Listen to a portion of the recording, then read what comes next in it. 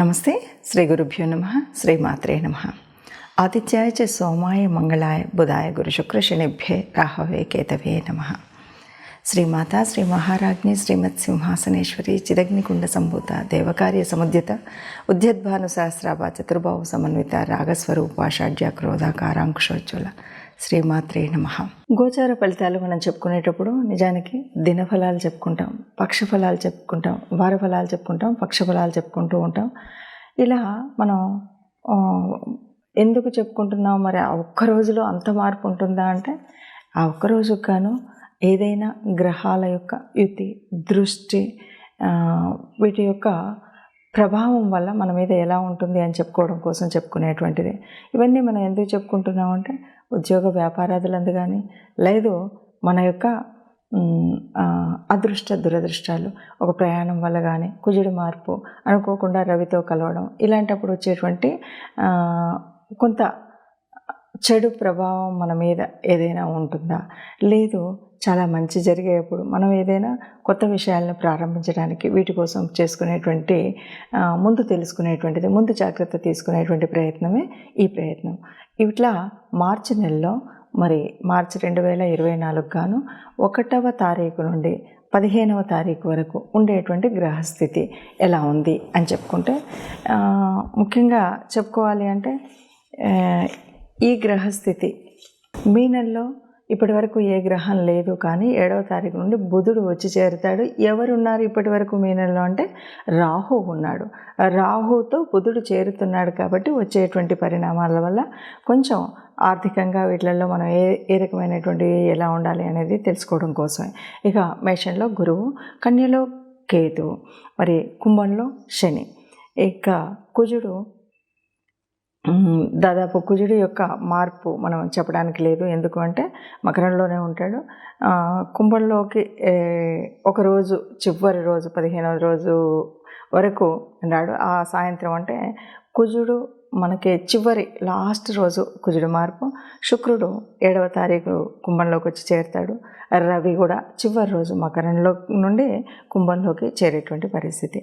ఈ నెలలో మనకి అంటే ముఖ్యమైనటువంటివి ఏది చూడాలి అంటే, మొదటి పక్షంలో చూస్తే కనుక అమావాస్య మాత్రం ఉంది. అలాగే శివుడి యొక్క దినమైనటువంటి శివరాత్రి మనకు మొదటి పక్షంలో కనిపించేటువంటి మార్పులు చేర్పులు. ఇలా ఉన్నటువంటి గ్రహ పరిస్థితుల్లో మరి ద్వాదశ రాశుల వారికి ఎలా ఉంటుంది, ఒక్కొక్క రాశి వారికి ఆర్థికంగా, వ్యాపారపరంగా, లేదు ఉద్యోగపరంగా, సంతానపరంగా, వివాహపరంగా ఏ రకమైనటువంటి పరిస్థితులు ఉంటాయో చూద్దాం. తదుపరి రాశి వృశ్చిక రాశి. వృశ్చిక రాశి రాశ్యాధిపతి కుజుడు 3 నుండి 4కు వెళ్తాడు. అంటే చదువు విషయంలో కొద్దిగా జాగ్రత్తగా ఉండాలి. ఆర్థికంగా అయితే బాగుంటుందనే చెప్పచ్చు, కానీ కొంత ఘర్షణ పడితే తప్ప ఆ ఆర్థిక వ్యవస్థ అంటే ఆ డబ్బు చేతిలో ఉండడం కానీ మనం దాన్ని సరిగ్గా పెట్టుకోవడం కానీ చేయలేము. అట్లాగే వాహనాలు నడిపేటప్పుడు కూడా జాగ్రత్తగా ఉండాల్సినటువంటి పరిస్థితి ఉంది.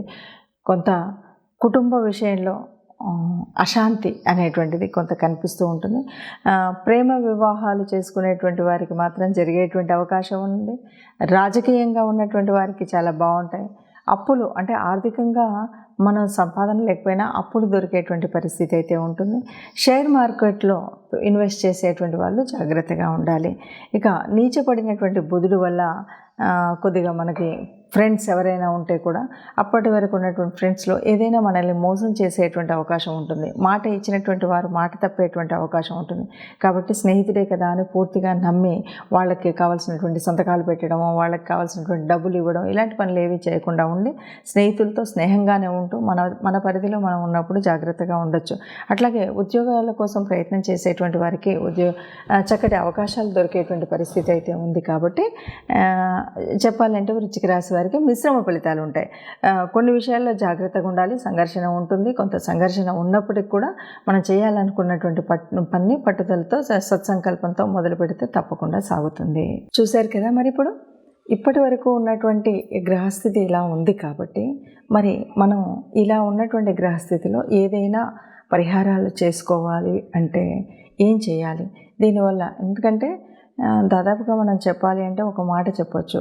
ఎప్పుడూ కూడా ఈ గ్రహాల యొక్క ప్రభావం మన మీద ఎలా ఉంటుంది అంటే, సహజంగా మన పూర్వపుణ్య ఫలితంగానే ఈ గ్రహాల యొక్క పరిస్థితి అంటే గోచారరీత్యా మారుతున్న జన్మజాతకంలో ఉన్నటువంటి గ్రహాలు కానీ ఇప్పుడు మనకు అంటే ఏలినాటి శని, అర్ధాష్టమ శని, ఇవన్నీ అష్టమ శని ఇవన్నీ కనిపిస్తూ ఉంటాయి కదా. ఇవన్నీ ఎందుకు ఉంటాయి ఏమిటి అంటే ముఖ్యంగా మనకు మన యొక్క కర్మఫలం వల్ల. ఇప్పుడు మరి ఈ మాసంలో ఈ ఉన్నటువంటి ఫలితాలు ఈ ప్రభావం నుండి ఎలా తట్టుకోవాలంటే, ముఖ్యంగా మనం చేయవలసినటువంటి పరిహారాలు ఏవైనా ఉన్నాయా అంటే, అన్నింటికీ మించినటువంటి పరిహారం ఒక్కటి నిత్య దేవత ఆరాధన మరవకుండా చేయడం. ఇక రెండవది మనకున్నటువంటి రాహు కేతు, ఈ 2 గ్రహాలు కూడా కొంత ఇబ్బందిని కలిగించేటువంటివి.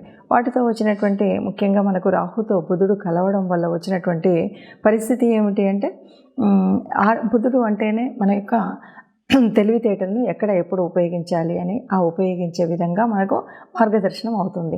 అలాంటప్పుడు కొద్దిగా తీసుకునే నిర్ణయంలో అటు ఇటు ఉన్నప్పుడు కొన్ని ఇబ్బందులు కలుగుతాయి. ఆ ఇబ్బందులు కలగకుండా ఉండాలి అంటే సక్రమమైన నిర్ణయం తీసుకోవాలంటే, ఎందుకంటే పెట్టుబడులు పెడతాం, ఈ పెట్టుబడులు కనుక సరిగ్గా పెట్టకపోయినట్టయితే తీవ్రమైనటువంటి ఆర్థిక నష్టం వచ్చేటువంటి పరిస్థితి ఉంటుంది. కాబట్టి అలా రాకుండా ఉండాలి అంటే తప్పనిసరిగా రాహు కేతువుల యొక్క, ఎందుకంటే బుధుడి యొక్క స్వక్షేత్రంలో కేతువు ఉన్నాడు, బుధుడు ఇప్పుడు ఎక్కడున్నాడో అక్కడ రాహు ఉన్నాడు.